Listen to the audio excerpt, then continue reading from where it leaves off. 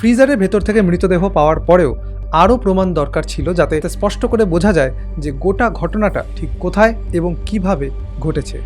আজ বলছি দেহরাদুনের অনুপমা গুলাটি হত্যাকাণ্ডের কথা, যেখানে ক্রাইম সিন থেকে রক্তের সমস্ত ট্রেস মুছে ফেলা সত্ত্বেও ফরেনসিক সায়েন্স খুঁজে পেয়েছিল এভিডেন্স। ঘটনাটা 2010 সালের ডিসেম্বরে। অনুপমা গুলাটি নামের একজন মহিলার সঙ্গে বহুদিন ধরে যোগাযোগ নেই তার পরিবারের। তার ভাই সুজন প্রধান দেহরাদুনে গিয়ে বোনকে খুঁজে না পেয়ে থানায় নিখোঁজ ডায়েরি করেন।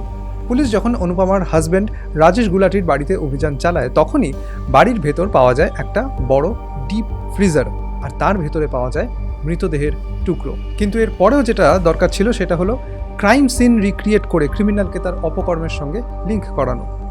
বাড়ির বাথরুম আর শোবার ঘর দেখে সন্দেহের কোনো কারণ ছিল না। দেখে মনে হচ্ছিল ভারী পরিষ্কার পরিচ্ছন্ন, কোথাও কোনো রক্তের দাগটাগ নেই। কিন্তু ফরেনসিক টিম বিশেষ রাসায়নিক পরীক্ষার মাধ্যমে দেওয়াল আর মেঝে থেকে রক্তের অদৃশ্য ট্রেস খুঁজে বার করেন। রক্ত পরিষ্কার করে ফেলা গেলেও তার রাসায়নিক ছাপ পুরোপুরি মুছে ফেলা প্রায় অসম্ভব।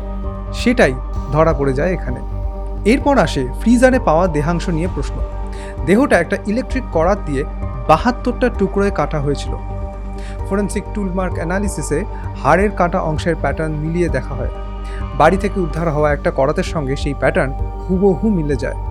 শেষমেশ দেহাংশ সত্যি অনুপমার কিনা সেটা নিশ্চিত করতে আদালতের অনুমতি নিয়ে অনুপমার বাবা মায়ের রক্তের নমুনা সংগ্রহ করা হয় আর পাঠানো হয় দিল্লির কেন্দ্রীয় ফরেনসিক ল্যাবে দেহাংশের ডিএনএর সঙ্গে মেলানোর জন্য। রিপোর্ট নিশ্চিত করে ফ্রিজারে পাওয়া প্রতিটা টুকরো ছিল অনুপমারই।